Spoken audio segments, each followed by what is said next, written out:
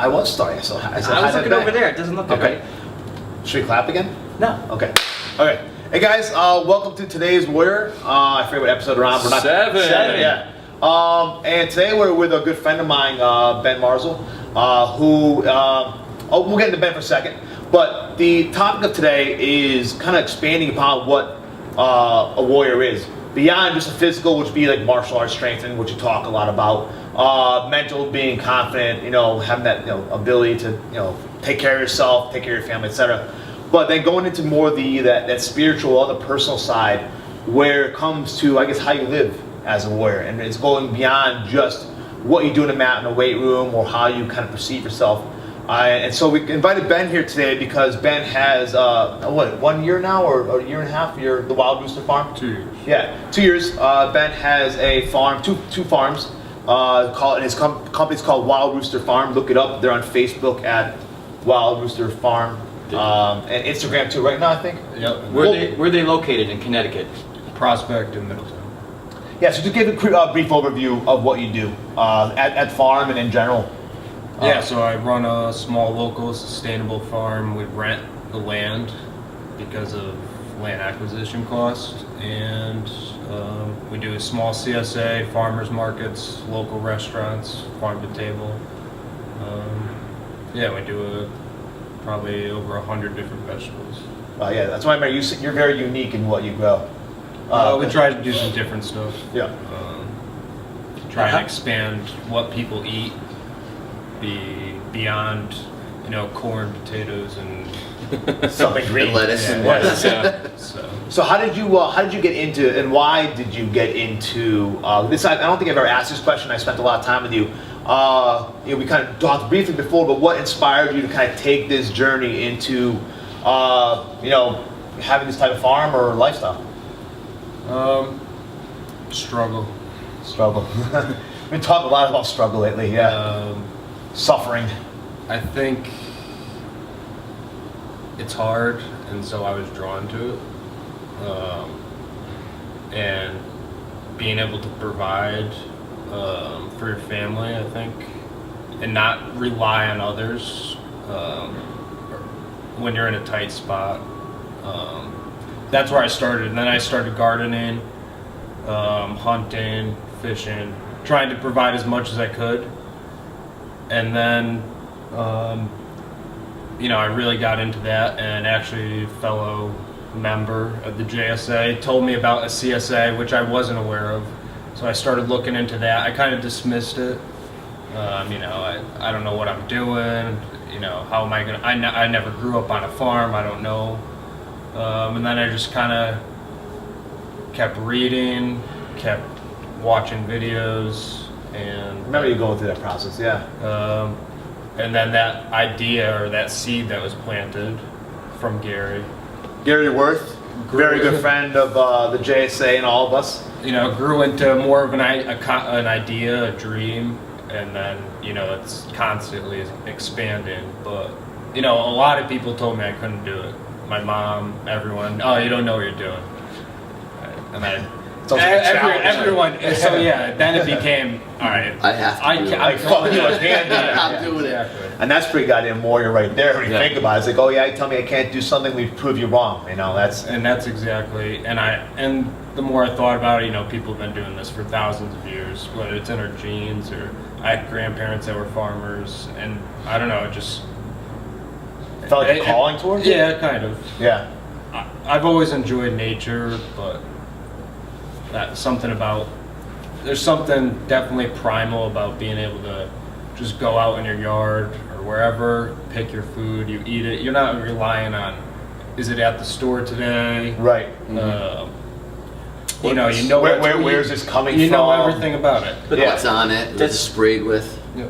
Go ahead. That's because man is a part of nature, not separate from nature. And it seems like the way things are going in the past, man was trying to think of themselves as different from nature, but really we're not. We're a product of nature. So you're drawn to the earth, I'm assuming, because we come from the earth. Yeah. Then one day we die, we'll go back to the earth as dust. It's very deep. Very deep. I like Holy it. crap, man. We had, Can we end there?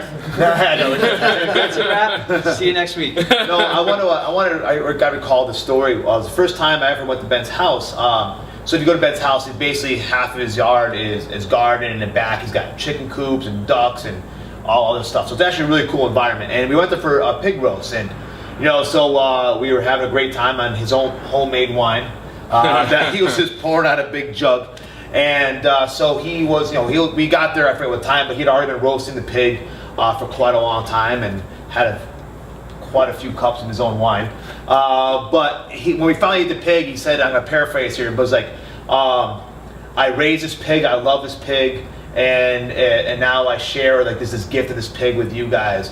And it was a really he had such a connection to the animal, to what he was doing, the whole process, and how he had just was appreciative and loved it. And it was like one of those things that will stick with me the rest of my life. It was inspiring. I want to feel that way. I want to think that way. That I want to be able to, because me being a huge animal lover, it's the thought process of killing animals. Yeah, how do you do that? Yeah. How do you do that? But he almost he made in a weird way. It was okay for me. I understand. It was almost probably what the old Indians would American Indians would think. That's the thing I was going to say. I mean, we're talking about this like it's a new thing. It's not. It is new to us, but it's not new. This is how it was in all societies, because we were all basically agricultural societies of the past. We were hunter-gatherers, and we got into agriculture, learned how to do that. But man, whether Native Americans or other primitive cultures or whatever European cultures way back when we were starting out, always gave thanks to the animals, and they were part of nature, and they thanked nature. And a lot of our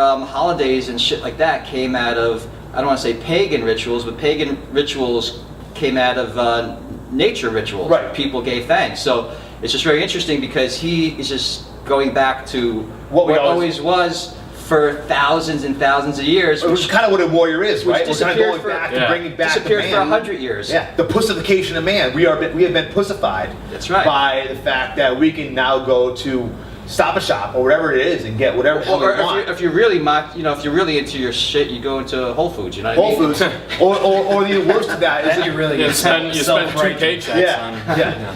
Or you're even on the whole other opposite side of the spectrum, where people who I don't want to name names, but I know very well, their diet is McDonald's. Name names. No, I can't. That's how they live their life and feeding families off of McDonald's and fast food. And how now you're at the whole other side of the spectrum. You're just a drone. You're just something that doesn't even. Are you human anymore? That stuff frustrates me. So it's. I think we're probably definitely somewhere in a comfortable middle. For me personally, one of my life goals is get more towards the other side. I've been talking a lot about hunting, shooting, working a lot with the compound bow and shooting, and I want to get better at that. We've been talking about getting a license, because you do a lot of hunting, and I know Sean, you have too. And for me, it's something I want to get into. But I kind of tell last year you got how many? Were you 1 deer, 2 deers, or 3? 3 deers. I'm sorry. But I'd like to touch back on what he said on being thankful. I think. We have moved away from pagan, Christian, whatever, and being just thankful for our food. Or I think, I would like to move back to maybe teaching my kid, or hopefully they just see it. Maybe I don't always say it, but thankful for what we have on our plate, how much work went into that. Right. That apple, you don't know that took 5 years to come to a fruit-bearing tree. Yeah, that's 5 years from planting. Yeah. So stuff like that, it's time. It was a lot of work on someone's part. I think, there needs to be more thanks for what went into that. What went into that. Well, it sounds like there's a direct connection between you and the crop, as opposed to there's no direct connection of going to a store and just purchasing it. Where do cucumbers come from? Oh, they come from Stop and Shop, they might say. But no, they don't. They come from the earth. Yep. I think how much food gets wasted, and when you think about it that way, but 5 years to make that piece of fruit, then you think, oh wow. That's a lot of food that's probably been wasted in your household. Just to bring up a real fast anecdote, my parents were immigrants from Poland, and they lived through the war and all that stuff, and starvation, and they were farmers. So anyway, they passed away, within about 2 years ago, year and a half ago. But anyway, at a church where they went to in their elderly years, there was a big apple tree, and they were just in shock, because apples would fall, no one picked them, they're totally good. And my parents are like, you know, there were times where people would give their right arm for a few apples because they were hungry. Yeah. Or the children were hungry. So they would like go get some apples, and my parents would jar things and, you know, preserve things, and it said it's perfectly good food. My mom would make apple pie and, you know, blah, blah, blah. But that's, you know, an old world mentality. Yeah. It's not a criticism of I'm not trying to criticize our culture, but I'm just saying people just take it for we're granted. very comfortable. We're very Because comfortable. we're affluent. We don't know any better. You know, or, you know, and it's of the few awake few, or the people who are hopefully opening their eyes a little bit are the ones who, you know, hopefully gets recognized. And there's a whole other dialogue here where, you know, we're talking about getting back to nature, but then there's a whole other dialogue about some people think like things can go bad, and this might be a necessity, you know, down the road, because you never know. You know, you always think things are going to go good because they're good now, but people who are older, lived a long life, saw a war, saw this, saw that. Things can just change. So it's kind of cool that he's doing that. I think that a lot of people kind of instinctually feel things are changing or things could change, and that it's almost like a need to like learn these skills. Learn to be prepared. Learn to be prepared, or learn to take care of yourself. Because what happens when you don't know how to hunt, you don't know how to fucking clean a deer or even grow, you know, crop. You don't even know you don't know how to do. What doesn't happen when food stores go? You know what I mean? You're just. It comes back to why do most people do martial arts in the first place? Because they're insecure, or, you know, they don't want to be stuck in that position on the street where something can happen. They want to be informed of that, and that's the same thing with how it started for me. I don't want to be stuck in a position where I can't get my own food. You know, just education about that. Now you kind of reminded me of something. You do also a lot of not gathering. You do foraging. Was that new, or were you always getting into foraging? I started last year and then more this year, but yeah, I mean, can you there's expand, something. I was going to ask you Explain. Yeah, pretty much walking through the woods, gathering food. You know, But that's like learning what's you can edible, use, what's not. So kind of give you an example. So even when we were driving up to the Allagash, so Ben was on us for the Allagash trip. We spent 7 days up in Maine on the river, and even driving up there, he was just disappear into a restaurant and come out blueberries. You know, he would just go into the woods, and so it was pretty cool. He was just always looking for food, mushrooms, you know, just grabbing stuff, picking things up, talking about it. Like it was an education. Like, wow, there's a lot of shit over there. I had no clue they even existed. Did you even save some blueberries to bring back with you, or? I brought some currants. Currants, right? I made cut-ins to start plants and stuff. That's just cool, you know. It's like found something over there. He's like, yeah, now I'm going to go plant that and grow it, and you know. He's ready for the zombie apocalypse, or just, you know. I don't think we taught it. I don't know. It's kind of just. It's the more you know, the more you want to know. You know. Just like martial arts. Exactly. Yeah. Mm-hmm. It's not easy. So there's so many plants. You know, you walk out. Wow, I didn't know this was edible, and then you see like the lily of the valley. I think we'll have to talk about that. No, that's not edible. Do not eat that. That's deadly. Yeah. Nowadays, if you want to learn something, there's no excuse. You know, there's so many groups on Facebook. You can take how I learned with mushrooms and plants and some of the other stuff. Wait, you took mushrooms to learn? No. Oh, my bad. Take pictures, put them on Facebook, and within 10 minutes you have a general idea of what that is. And then you just, okay, this is this, and I start researching it, learning about it, and, you know, remember it. How does it make you feel growing food, you know, harvesting the food, putting it on the table, feeding your family? How many kids do you have? Three. So three boys. 3 young boys? 3 boys, yeah. So how does it make you feel as a person, as a man? More complete, you know, and a lot of times, whoever I give the food to, like when we had the pig roast or whatever, for me, I like to step back and see people enjoy it. Yeah. What I, you know, provided, or I don't know, and I eat last, you know. It just, I don't know. It makes you feel good when you see people. Food's one of those things where people, there's so many emotions involved into it. Family, like gatherings, and I don't know. For me, like food is laughing and bringing enjoying what people you together. Yeah. I don't know. There's just a lot of emotions involved in that. So that very problem. What is that? You know, it's like there's something special about sharing bread or eating with other people. Breaking bread. Yeah, that's what I meant to say. Yeah. So it's the same thing when I give someone food, or I hope they enjoy it. You know, I hope nothing's wrong with it. You know, when I give stuff from the farm or whatever, I do my best to. It's always beautiful. Always great food. It's more about the community, about caring for others. caring for others. I have to ask you, because I don't really do too many martial arts with Ben. Sounds great, but how, as a martial artist, how is he? I mean, well, I mean, I don't want people to think he's.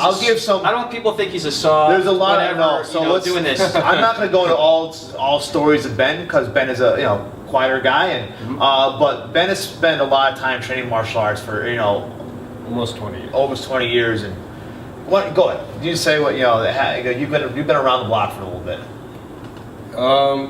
Yeah, so I started, I did the normal karate thing when you were little, and then in middle school went to boxing, did that for a while, then went into Chinese martial arts, Kung Fu, got my brown belt in that. No reason I shouldn't have a black belt, that's just me being lazy. But where were you when you trained Chinese martial arts? Well, yeah, I stopped for a little while. Well, I trained in Connecticut. Oh, okay, my fault, yeah. And I got a brown belt, and then I went to China for on and off for 2 years and trained there, traditional martial arts and Sancho. Come back here and I've done. Where'd you live when you were there? Were you at a place where they just did that and it was like full-time training? Yeah. How was that? An awakening, I guess. How old are you? 28. 28. Yeah. So after I was supposed to go to college, but me and my buddy decided to go to China and train with the monks. So that's just got on the plane and went to China. Did they know you were coming? It's a hell of an alternative. Or did you just show up there and sign up and? Yeah, that we made arrangements. It's fucking crazy. That's cool. This guy's cool as shit. Yeah. Yeah. So and then we trained, from early in the morning to late at night, every day, or 5 days a week at the first place. And there's different martial arts you could pick, or you could do a variety: Tai Chi, Wushu, Sancho. Could you like wake up in the morning and go, I think I'm gonna go do this today, this, Yeah, this? like we would wake up, go for a run. Everyone would do a workout. Then we'd do like Tai Chi for a little while, have breakfast, go do Wushu, Sancho in the afternoon. Did that for 6 months. Came back for a little while, was supposed to go to school, and realized how that was not for me. And worked a little while and then went back, saved up enough money to go back, and then did the same thing again. I did Wushu at the Shichai in Beijing, which is where like Jet Li trained. What is Wushu exactly? It's more like acrobatic martial arts, not practical, but acrobats and flips and kicks and Like Kung Fu Flying movies. across the bamboo. yeah. It's just fun, and there's art about it. It is artsy and not taken away from any athleticism because they're amazing. That's pretty much. Then Shan Shao is kind of more the fighting aspect. Yeah, that's stand-up kickboxing just with throws. It's like So there's no grappling. There's no groundwork there. It's once a throw, it's then it's done. Yeah, so it's actually like it's kind of hard because it's its own thing, but people sometimes call it like Muay Thai with throws, kickboxing with throws, but it has its own set of rule set. He's in the UFC, Kung Lee, right? Kung Lee. Yeah, Kung Lee. What a famous San Shao He's guy. the dude that does the scissors. Yep, that's him. Yep. Okay. Yeah, so All right. he was one of the best San Shao fighters. So it's a great fighting martial art. So I would even have you here when you've done like some of the fighting and sparring with us. Like it's very very cool. Yeah. Yeah, I remember the first day that I met. Oh yeah, you sparred with Ben before, yeah. I ended up on my ass about 10 times in 6 minutes. Yeah, and then Ben also does BJJ here with us at JSA, and very, very talented, unorthodox purple belt who just hits submissions and nasty shit from everywhere. So very, very tough role, and got very good very quickly. So it's scary. So what's right now, what are your favorite type of martial art? Like, what's going on in your head? Like, what do you... I just love martial arts. In general? Yeah, I have respect for all. Anyone trying to better themselves, I have respect for. You know, I don't look down on other people for doing a different thing or... You know, I'm not saying that, but are you enjoying BJJ a lot? Is it satisfying you? Are you doing the stand-up? What are you up to? Like, no, I'm definitely rusty on stand-up. I just come here whenever I can. I mean, I work a lot, so. I mean, because these Yeah, always, family. yeah, family. 3 boys, wife. Yeah, no, I love farm. jiu-jitsu. I love Yeah. jiu-jitsu. Yeah. That's what, you know, I came in here like a month maybe after you guys opened, something. Yeah, you were one of the first ones. Yeah, And yeah, you were hooked. I got brought into the water, you know, and got do you and I realized I didn't know anything about this world, you know, so I came every day for the first till I had kids, you know, like Yeah, till I had kids, I came every day. you're here all the time. That's right. Yeah. So, do you have any advice for people in general? I mean, I hate giving advice, but I'm just curious about connecting with nature, or obviously people are not going to go out and start a farm. Maybe Hey. some are, Why one or not? two will. Why? That's but I'm just saying, anything Well, I about mean, baby what steps about hunting? or We barely talked about hunting or too. hunting, yeah, or I mean, like just- what? like I first think, steps. well, I mean, baby step would be just buy a tomato plant, you know. Like you get your friends on Facebook or other things. I'm sure I grew a tomato today. You know, why are they putting that picture up? Because they're proud of what they were able to do or the work that went into it, the care. You know, start small like that. And just you can have a small space. Like if you've been to my house like Matt has, I don't have that much land, but I can produce a lot of food. He does. I mean, just eggs and all the everything was just crazy. It's how much food he could just have in. I don't know. You got to just think outside the box where you can put plants, you know, perennial stuff, herbs, and yeah. I mean, it's all. There's no like A to B. It's just an open world to do what you.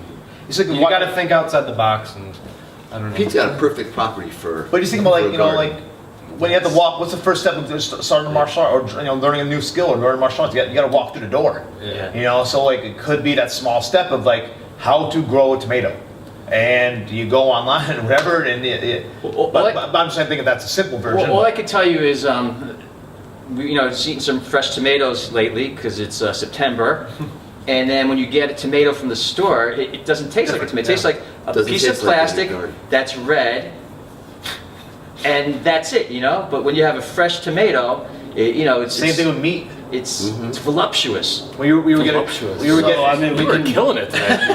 You want to squeeze it? well, this is where Bite it. Massage it. this is where knowledge. Easy. This is where the knowledge comes in on this stuff. So most of those tomatoes you're eating are heirloom tomatoes, and they're bred for flavor. The ones at the store are bred for packaging, all to look the same, not to bruise easy. If you have an heirloom, one you probably grow in your garden, you put that in a box and you drive around with it. Yeah, it's Mushy, Starts getting start bruised. spots. yeah. It doesn't have a thick skin, but Yeah. you know, all those you have upsides and downsides. So that's, if you want to have the good flavor, you're not going to be able to get it at the store unless you know the farmer, stuff like that. A lot of the specialty stuff isn't made to travel. You know, some of the watermelons, you can't ship them because the rind's so thin. And those have a lot of flavor. I don't know. Just ruin that. I'm amateur at farming too, so don't. Oh, you're not. Well, Well, I don't know. Well, maybe you are. I think it's, Yeah. you know, it's like getting your belts. At first, I had to learn a couple techniques. Yep. You know, and play with a couple things. And blue belt, or where I am last year and this year, I try and do everything. Yeah. and now purple belt, say.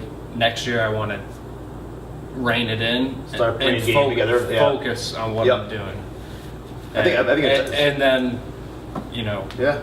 as I pick those things, I'll become even more knowledgeable on those. But That makes complete sense to me. My mother used to come visit me, and she used to yell at me and say, "Why are you planting a potato crop here?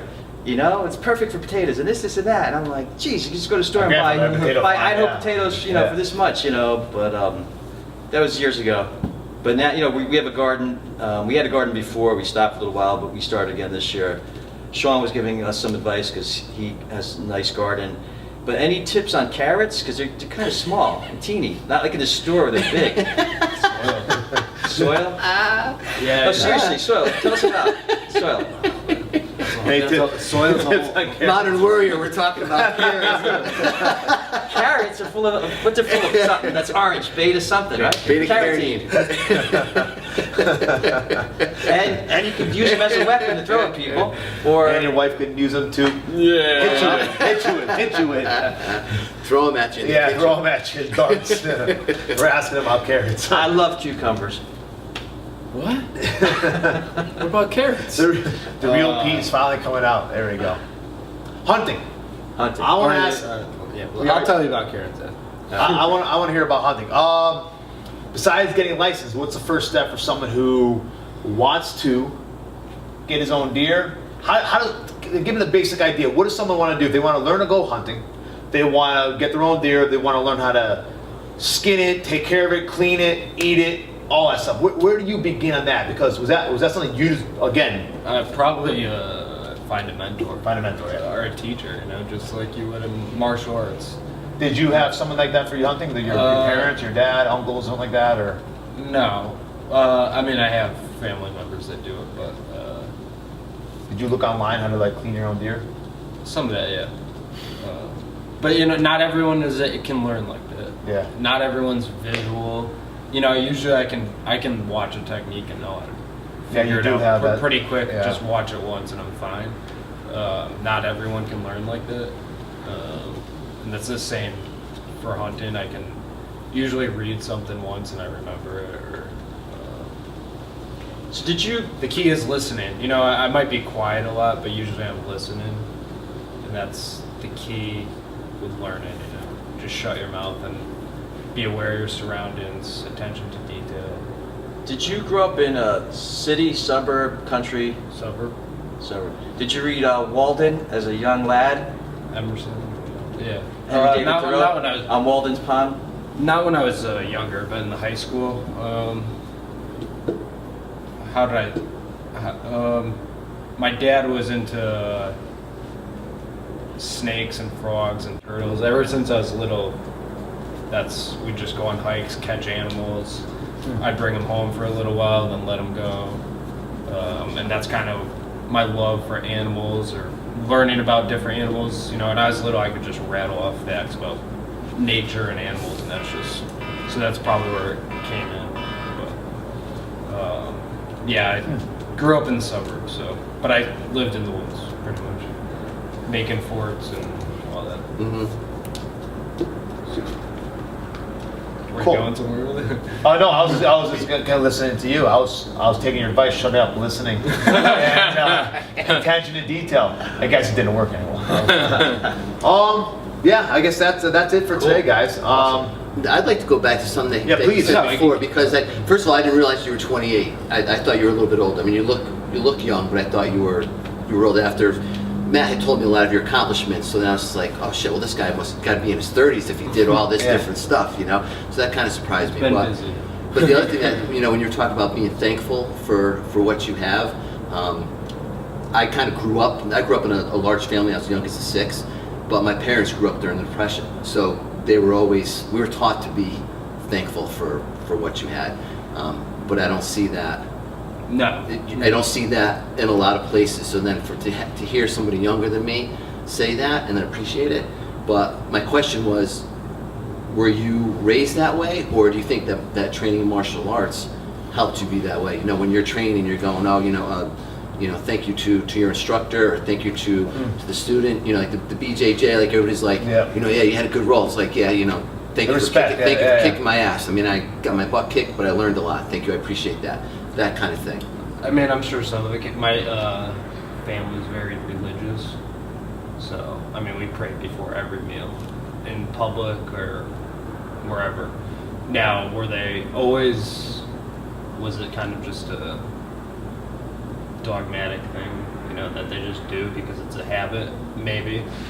But I think part of it, they were generally thankful for what they had. Mm-hmm. And I kind of moved away from that, but now I'm kind of moving back to just being thankful for, I mean, there's so many levels that went into that food, but being thankful in general for, and I want to try and instill that in the kids, really being thankful. I bring them out into the field, you got to help me pick this stuff, help me do this, and they see a little bit what goes into that. I think your kids are very inspired by you.